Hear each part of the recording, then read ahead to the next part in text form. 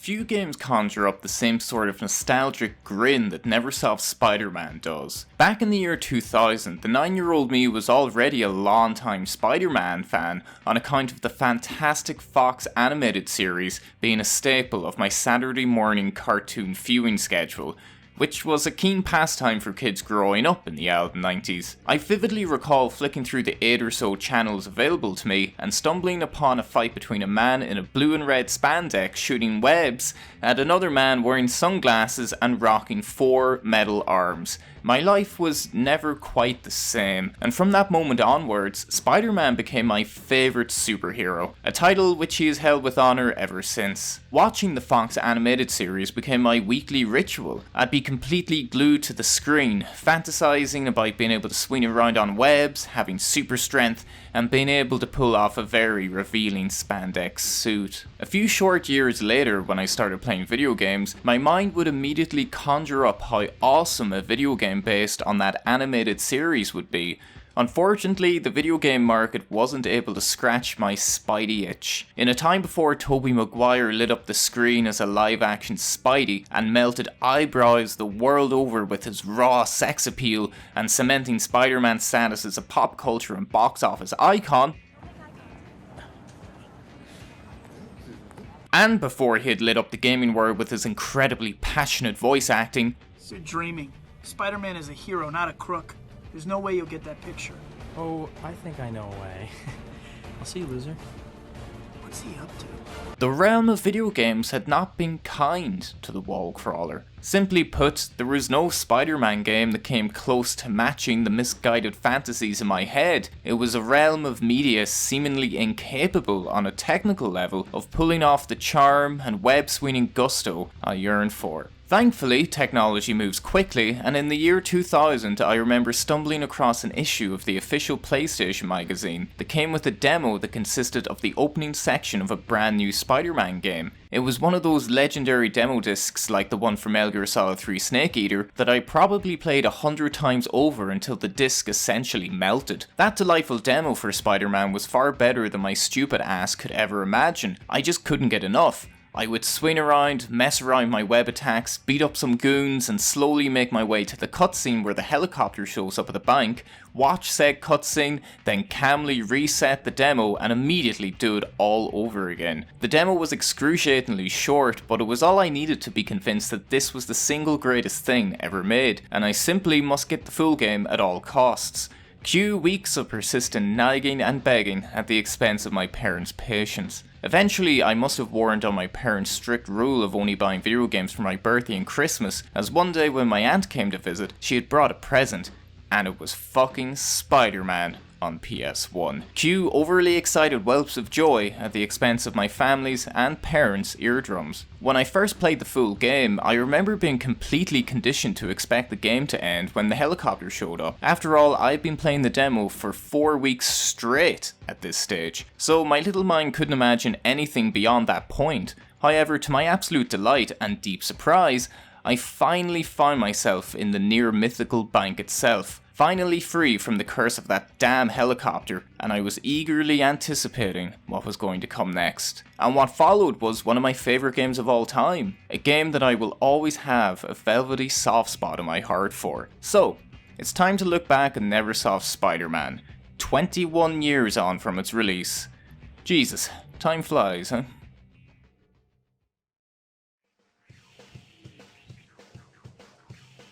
Now, as much as I adore this game, one thing has to be said. This is very much a PS1 era game. Astute analysis, I know, but while I'd definitely recommend any younger Spider-Man fan to give this game a go purely for narrative-based reasons, which I'll get to later, I can't reasonably argue that the gameplay will be something enjoyable for anyone who's grown up on the PS3 and PS4 era of consoles. It's hard to admit because I want everyone to love this game as much as I do, but sometimes you just have to be brutally honest. There is no way this game will land the same way as it did 20 plus years ago. Time has been a cruel mistress to many a thing in my relatively short lifespan, and nothing has exposed that more than recommending classic games to my younger cousins, colleagues, or friends to only be met with ridiculing laughter and statements like, "Wow, the graphics are so bad. How could anyone play this?" And you know, I get it. After playing Insomniac's Spider-Man and immediately replaying this game for the sake of this video, man, it's scary how far games have come in that very same short space of time. But this is a video for the 9-year-old me, not those graphical and RAM-spoiled 9-year-olds of today. Besides, while the game's lofty ambitions were tethered by technical limitations, its heart wasn't.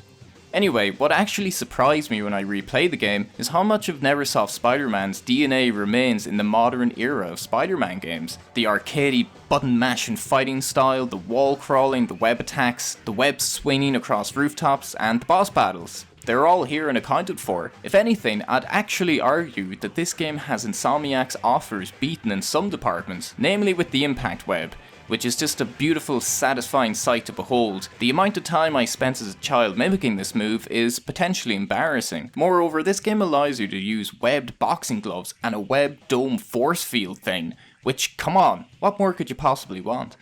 In fact, a lot of the web-focused attacks actually remain just stupidly fun to mess around with to this very day. The melee and web combat mechanics are rough around the edges, and the game's web-swinging sections are few and far between, sure, but this was the very first 3D Spider-Man game, so the fact that its influence can still be felt to this day is mind-boggling, and a testament to the amazing work of the development team. It's clear to me now just how important this game was to the superhero genre. It basically established and popularized it in the 3D context. Like many games of the era that didn't come with 18 discs, Spider-Man has a pretty short runtime and can be beaten in one sitting if you're feeling up for it. While that could be seen as a negative, I actually find it to be a massive plus point because the game doesn't overstay its welcome or overstretch its mechanics. It manages to pack a lot into that admittedly short runtime, with the variation on display showcasing Neversoft's adept use of the limited mechanics available to them. Seriously, it's impressive how different each and every level is from the next.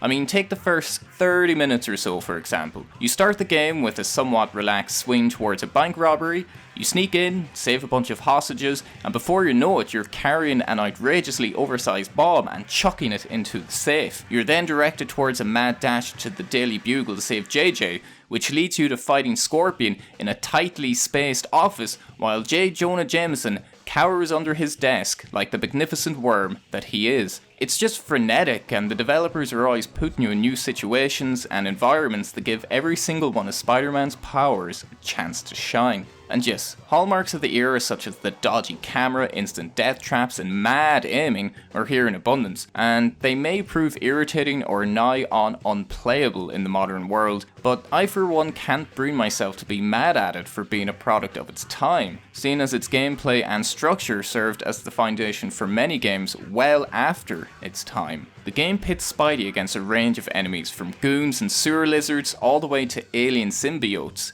and bar the symbiotes, which require a little help from fire webbing, surely that burns like fuck in a spandex suit. You'll be pretty much punching and webbing your way through the game without too much trouble. In terms of level design, the game really shows its age, as you'll be mainly fighting the aforementioned enemies in tight corridors, warehouses, and office buildings. So if you're expecting a web-swinging romp and rooftop brawls a la Spider-Man 2018, then all I can say is welcome to life in the year 2000. But look, the boss battles remain pretty damn fun and are some of the most memorable I've ever played in a Spider-Man game. Mysterio's madness is on full display, Rhino's stupidity is given a chance to shine, and Venom's creep in the alley game remains on point. Also, Doc Ock Carnage is simply one of the most terrifyingly badass bosses I've ever seen. It's a shame the character was never given another chance to wreak havoc in following Spider-Man games. The intense escape sequence at the end of the game still gives me heart palpitations. Look at the head on that fucker. The game also has a huge amount of replayability thanks to the wonderfully crafted collectibles, the array of Easter eggs, and the frankly insane What If mode, which takes inspiration from the comic book series of the same name to incorporate ridiculous and hilarious changes into the game's world and the story. The fact Neversoft went to such lengths to create a mode packed with such daft charm, humour, and a clear love for the source material is something that is often missing from the modern gaming landscape. I mean, for an optional mode, a considerable amount of effort was clearly put into it. Lastly, the sheer amount of love put into the costume selection was a dream come true for a fan like myself, Scarlet Spider and the symbiote costumes being my personal favourites. So yeah, in short, this is a game from 2000. While I won't try to convince any Spider-Man fan out there to play this game because of its gameplay, I can only share my experiences based on how it felt to play this game in 2000 and subsequently in 2021. And let me tell you, it was a special experience to finally play a Spider-Man game in 3D back in the day. Anyway, if you haven't played the game and are slightly deterred by the old-timey style of its gameplay, I might try to make an argument for you to play it for another reason.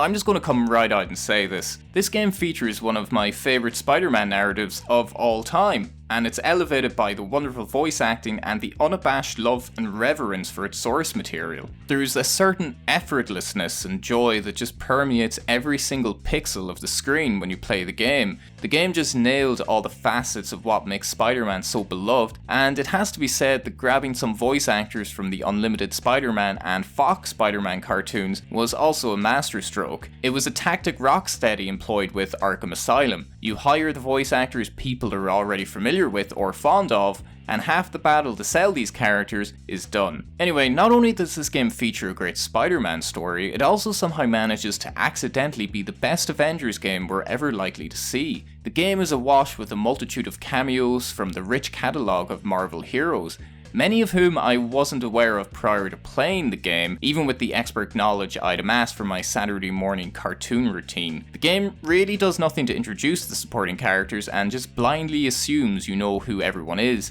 So as a dumb child, I wasn't sure if certain characters were friends or foes. Mainstays of the Marvel universe such as Daredevil, Captain America, the Punisher and the Human Torch all pop in to say hello, and really help create a sense of the greater universe outside of Spidey shenanigans. Neversoft even went the extra mile to include nods to off-screen characters like Wolverine, Thor and even Galactus. Besides the man Spider himself, the other star of the show is Venom, voiced by Darren Norris. Anyways, for my money, his depiction of Venom remains one of the benchmark examples of the character in any medium, with only the fantastic Ultimate Spider-Man comic series version and the Fox 90s TV show fit to lace his boots. Sorry, Tom Hardy. Hey, Jesus! This is dead. Dead. Venom jumps between bitter enemy and begrudging ally throughout the course of the story, and also begins to feel like Spider-Man's petulant older brother. Venom also gets his fair share of one-liners. Our bad? Our bad? I'm gonna kill Peter you! Parker! Just get me out of here now! Bummer. You're in the doghouse now, dude. Although the game definitely had a 90s hangover with some of its dialogue, I just find it all so earnest and charming. It's not trying to be anything other than what it knows it is, and that's a comic book focused piece of media. But any questionable or downright laughable dialogue can easily be swept aside considering that the game still has the single greatest opening cutscene that my little eyes have ever witnessed. Take it away, Stan. Welcome, true believers and newcomers alike. Spider-Man co-creator Stan Lee here. Once again, we find our hero Peter Parker, better known around the world as the amazing Spider-Man, in a heap of trouble. But this is just the beginning, Spidey fans. So get ready for a true superhero action thriller, packed to the brim with thrills and chills, twists and turns, more supervillains than you can shake a web at, and of course, non-stop web-slinging, wall-crawling action. Even as technology advances and other huge superhero games come and go, the fact that Stan Lee narrates this game will forever keep it in a special place in my heart. Rest in peace, sir. As for the plot, it's a relatively and predictably straightforward and insane affair. An imposter Spider-Man crashes the Science Expo 2000, which is being held by the apparently, but clearly not, reformed Doc Ock. The Spider-Man doppelganger steals some sweet science equipment as the real Spider-Man, Peter Parker, watches on in shock through the lens of his camera in the audience. Clearly in a rush to find out what the hell's going on, Peter bumps into Eddie Brock and breaks his camera as he's making his escape, predictably pissing Brock off enough to reawaken the Venom symbiote within him, which, considering the cost of cameras and their lenses, is a perfectly rational response. The real Spider-Man must then set out to clear his name as a piss-coloured fog engulfs the city, adding further misery and mystery to proceedings, on top of easing pressure on the developers to worry about the PS1's draw distance and RAM restrictions. Win-win. Spidey's first stop is a quick chat with Black Cat.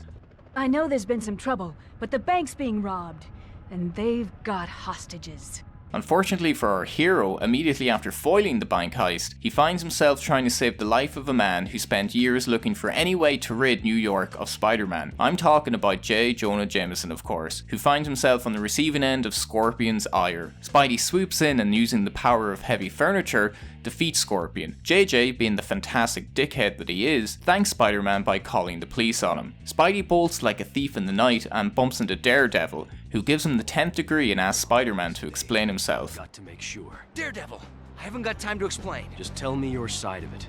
I'll know if you're lying. How am I supposed to know you're the real Daredevil? What? Listen, it's true. A Spider-Man made off with Octavius' new invention, but not the Spider-Man, not me. Somebody's framed me. Why? I don't know yet. And if New York's finest catch me, it may be too late. Well, then you'd better get going. These little interactions between the heroes of the Marvel Universe are just so brilliant, and truly help the narrative on a whole to shine. Side note, Daredevil was one of those lads that I wasn't sure was a friend when I first played the game. I mean, in my defense, he's dressed like a devil and he's a lawyer, and because of that, my mind went straight to evil bastard. You were then treated to one of the most exhilarating set pieces to be found on the PS1, a mad rooftop chase across the city as a helicopter rains down pure fire on you. Surely the police are causing far more damage with their hellfire than Spidey could ever muster. I mean, a bombastic helicopter chase surely causes death of thousands of innocent people, right? NYPD tactics aside, Spidey gets away once again and has another date with Black Cat. According to her, it's open season for villains in the city, as Venom has kidnapped Mary Jane and Rhino is attacking a power plant. Instead of going to help his wife, Spidey decides to help the lady in the skin-tight cat costume. You cheeky devil, Spidey. During the battle with Rhino, Black Cat loses at least one of her lives, and Spider-Man is faced with the task of coercing Rhino into running into a wall over and over again. To replay the Rhino fight nowadays is to get teleported back to a time before every single comic book movie took itself far too seriously. There's literally no attempt to frame Rhino as anything other than a big dumb bastard, and frankly, I love it. After the fight, Black Cat is drugged up to the eyeballs and taken away by the most henchmen looking henchmen who ever henchmened, and Rhino is taken away by Doc Ock. Doc Ock helping the police? Maybe he is reformed. Ock's taking care of Rhino. I need to find out what happened to Black Cat. This is a job for Peter Parker, not Spider-Man. Hey, wait! Cat! Cat, it's Peter! Peter, gotta help me. They're not really paramedics. Perfect. Perfect.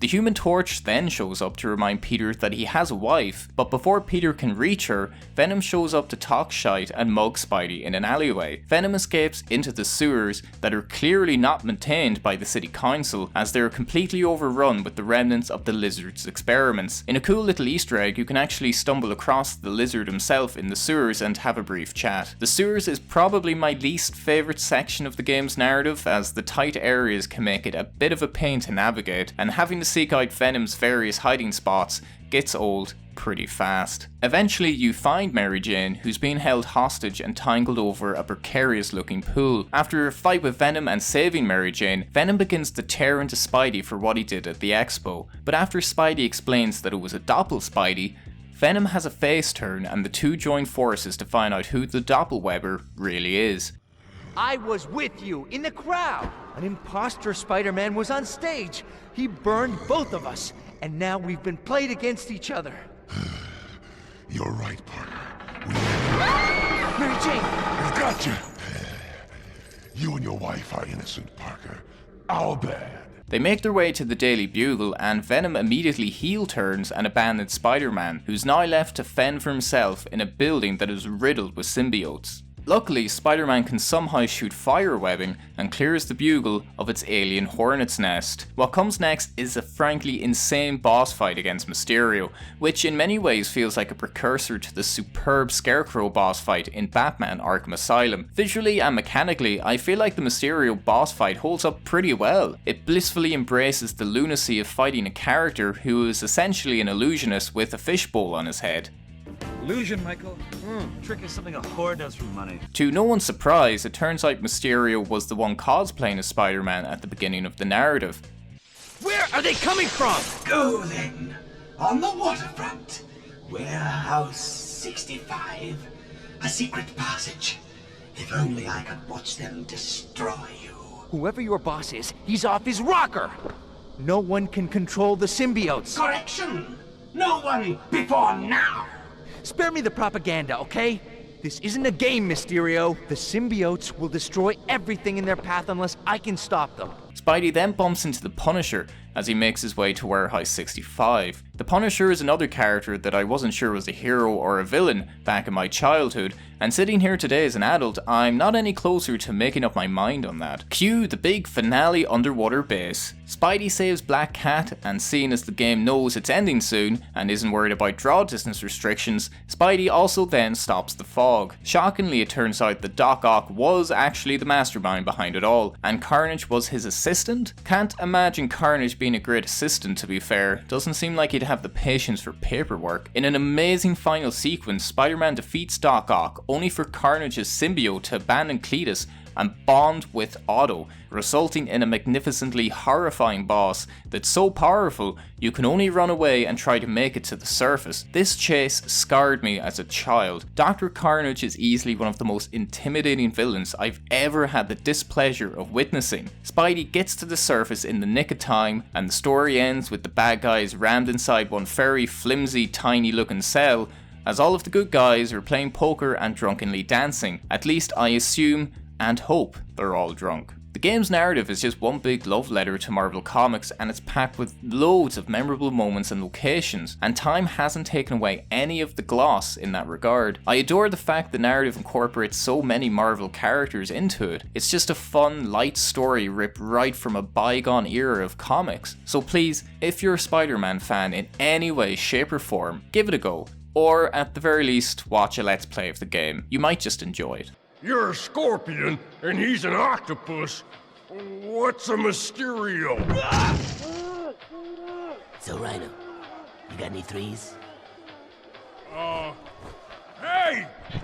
Hey, I got a bingo! Ha ha! You guys think you're so smart, but I won! Ha! Who's your daddy, Doc Ock? Ha ha ha! Victory is mine! You're always laughing at me! But who's crying now, huh? Ha ha ha ha! Wait a minute, I made a mistake.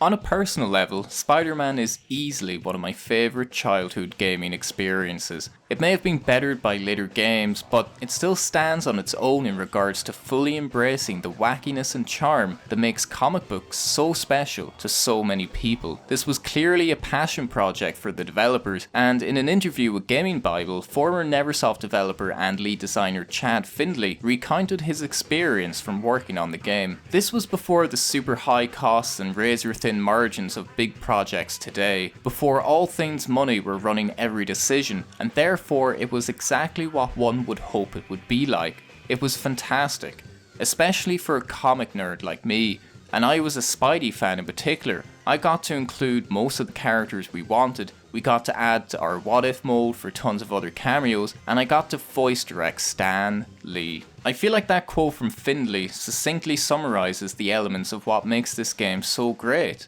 This wasn't a corporate cash grab like Square Enix's Avengers, this wasn't a licensing nightmare that prohibited certain characters from being featured, and this wasn't a game made by people with no interest or knowledge of its source material. This was a game crafted by people who loved the characters, knew what made the Marvel Universe tick, and were free to create the game they wanted without any financial or creative restrictions. Hell, they even got the chance to fanboy over the fact they had to direct one of the leading minds behind the entire Marvel Universe in Stan Lee. And yes, the technical limitations of the time obviously dictated the game's level design and gameplay, but the palpable passion behind Neversoft's Spider-Man is what the passage of time has truly showcased. And that for me is why there's still a community of people modding and playing this game to this day. Spider-Man is a comic book game in its most wacky, hilarious, and purest form. Thanks for watching.